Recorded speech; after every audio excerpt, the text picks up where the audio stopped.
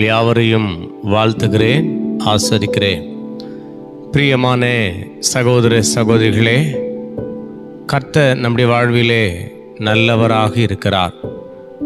ஆகையினால தான் நாம் ஜீவனோடு இருக்கிறோம், கர்த்தரை துதித்து கொண்டிருக்கிறோம். தடைகளை ஆண்டவர் உடைத்து கொண்டிருக்கிறார். கர்த்தர் நம் மீது கிருபை வைத்து கொண்டிருக்கிறார். பிரியமான தேவ பிள்ளைகளே, இந்த நாளிலே நாம் பரிசுத்த வேதாகமத்திலே 1 கொரிந்தியர் 15ஆம் அதிகாரத்திலே 57வது வசனத்திலே நாம் பார்க்கும் பொழுது, நம்முடைய கர்த்தராகிய இயேசு கிறிஸ்துவினாலே நமக்கு ஜெயம் கொடுக்கிற தேவனுக்கு ஸ்தோத்திரம் அப்படின்னு இருக்கும்.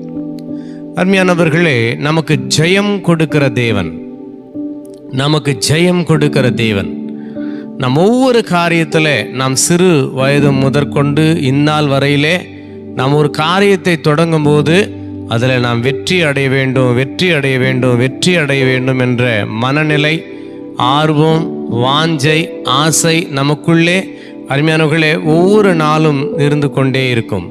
எனக்கு பிரியமான தேவ பிள்ளைகளே, இன்றைக்கு அந்த வெற்றிக்கு சொந்தக்காரர் யார்?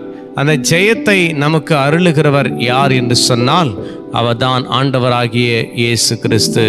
நம்முடைய கர்த்தராகிய இயேசு கிறிஸ்துவினாலே நமக்கு ஜெயம் கொடுக்கிற தேவனுக்கு ஸ்தோத்திரம் என்று வேதம் சொல்லுகிறது. அப்போ ஜெயம் என்பது கர்த்தராலே வரும். வேதம் சொல்லுகிறது, குதிரை யுத்த நாளுக்காக ஆயத்தப்படும், ஜெயமோ கர்த்தரால் வரும் என்று. தேவ பிள்ளைகளே, வாழ்க்கையிலே இன்றைக்கு அந்த ஜெயத்தை காணும்படியாய் நீங்கள் ஒவ்வொரு காரியத்தில் விரும்புகிறீர்களேனால், ஆண்டவராகிய இயேசு கிறிஸ்து மாத்திரமே அதை தோல்வியை ஜெயமாய் மாற்றுகிறவராயிருக்கிறார்.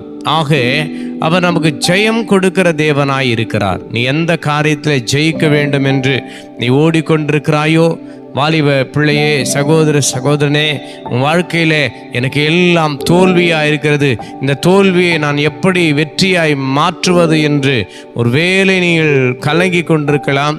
இந்த வெற்றியை நோக்கி நீங்கள் ஓடிக்கொண்டிருக்கலாம், இந்த வெற்றியை நீங்கள் எதிர்பார்த்து கொண்டிருக்கலாம். கலங்காதீங்க, சோர்ந்து போகாதீங்க, கர்த்தர் மேலே நம்பிக்கையாயிருங்க. கர்த்தர் உங்கள் காரியங்களை வாய்க்க செய்து உங்களுக்கு ஜெயத்தை கொடுக்க வல்லவராக இருக்கிறார். ஆக அருமையானவர்களே, நம்முடைய கர்த்தராகிய இயேசு கிறிஸ்துவினாலே நமக்கு ஜெயம் கொடுக்கிற தேவனுக்கு ஸ்தோத்திரம் என்று. ஒவ்வொரு நாளும் நமக்கு ஜெயத்தை கொடுக்கிறவரை, ஜெயத்தை கொடுக்க போவரை அருமையானவர்களை ஸ்தோத்திரம் பண்ணுவோம், ஸ்தோத்திரம் பண்ணுவோம், துதிப்போம். பிரியமான தேவ பிள்ளைகளே, மத்தேயு 12ஆம் அதிகாரத்திலே 20வது வசனத்திலே நாம் பார்க்கும்போதுக்கு, அவன் நியாயத்தை ஜெயம் கொடுக்கிற வரைக்கும் நெறிந்த நாணலை முறிக்காமலும் மங்கி எரிகிற திரியை அணைக்காமலும் இருக்கிறார் என்று வேதம் சொல்லுகிறது. அவர் நியாயத்துக்கு ஜெயம் கிடைக்க செய்கிற தேவனாக இருக்கிறார். அருமையான தேவ பிள்ளையே, ஒருவேளை வாழ்க்கையில் நான் நியாயத்தோடு செயல்படுறேன், உண்மையாய் செயல்படுறேன், ஆனாலும் கூட என் வாழ்க்கையில் தோல்வியாக இருக்கிறதே, நெருக்கடியாக இருக்கிறதே, ஜெயம் இல்லையே, வெற்றி இல்லையே என்று ஒருவேளை உன் இருதயத்தில் நீங்கள் கலங்கி கொண்டிருக்கலாம், அறிஞர்களை ஆலோசித்து கொண்டிருக்கலாம். ஆனால் கர்த்தருடைய வார்த்தை உங்களுக்கு வெளிப்படுகிறது, நிச்சயமாகவே அவர் ஜெயம் கொடுக்கிறவராக இருக்கிறார். நியாயத்துக்கு ஜெயம் கிடைக்க செய்கிற வரைக்கும் அவர் நெறிந்த நாணலை முறிக்காமலும் மங்கி எரிகிற திரியை அணைக்காமலும் இருக்கிற தேவனாயிருக்கிறார். ஆக நிச்சயமாய் ஆண்டவர் உங்களுக்கு ஜெயத்தை கட்டளையிட வல்லவராயிருக்கிறார். அந்த நியாயத்துக்கு ஜெயத்தை கட்டளையிட வல்லவராயிருக்கிறார். என்ன ஜெயத்தை ஆண்டவரின் வாழ்க்கையில கொடுத்தார் அப்படின்னா, அவர் நமக்கு ஜெயத்தை அனுமதிக்கவில்லைன்னு சொன்னால் நம்முடைய சத்துரு நம்மை விழுங்கி இருப்பான். நாம் ஜெயிக்கிறோம் என்பதற்கு அடையாளம் நம்முடைய சத்துருவை மேற்கொள்ளக்கூடிய வல்லமையை கர்த்தர் தம்முடைய கரத்திலே நமக்கு அனுப்பி கொடுத்திருக்கிறார். அருமையானவர்களே, 41ஆம் சங்கீதத்திலே 11வது வசனம் சொல்லுகிறது, என் சத்ரு என் மேல் ஜெயம் கொள்ளாததினால் நீர் என் மேல் பிரியமாயிருக்கிறீர் என்று அறிவேன். எவ்வளோ அழகான ஒரு வார்த்தை!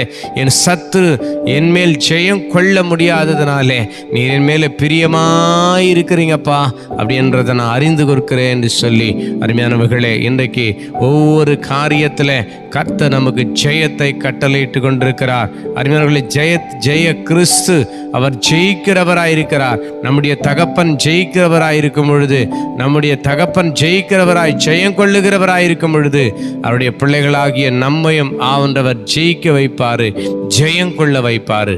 ஆக சோர்ந்து போகாதீங்க. நீங்கள் எடுக்கிற ஒவ்வொரு காரியத்தில் கர்த்தர் உங்களுக்கு ஜெயத்தை, வெற்றியை கட்டளையிட்டு உங்கள் தலையை உயர்த்தி உங்களை ஆசீர்வதிப்பார். இப்பொழுது நான் உங்களுக்காக ஜெபிக்க போகிறேன். விசுவாசத்தோடு இந்த வார்த்தையை நீங்கள் அருமையானவர்களை கேட்பீர்களே, நான் உங்கள் வாழ்க்கையில் ஆண்டவர் நிச்சயமாய் வெற்றியை கொடுப்பார். அன்பு ரட்சகரே, கிறிஸ்தேசின் மகிமையுள்ள நாமத்திலே ஜெபிக்கிறேன். கர்த்தர் ஒரு ஜெயத்தை, இந்த வார்த்தையை கேட்ட ஒவ்வொருடைய வாழ்க்கையிலே அப்பா ஜெயத்தை கட்டளையிடுவீராக, வெற்றியை கட்டளையிடுவீராக. அப்பாவுடைய கரத்தில் ஆண்டவரே அர்ப்பணித்து ஜெபிக்கிறேன். உடைய தயவுள்ள கரத்தில் ஒப்பொடுக்கும் இயேசு கிறிஸ்துவின் மகிமையுள்ள நாமத்தில் ஜெபம் கேளும் நல்ல பிதாவே. ஆமேன், ஆமேன். Praise the Lord.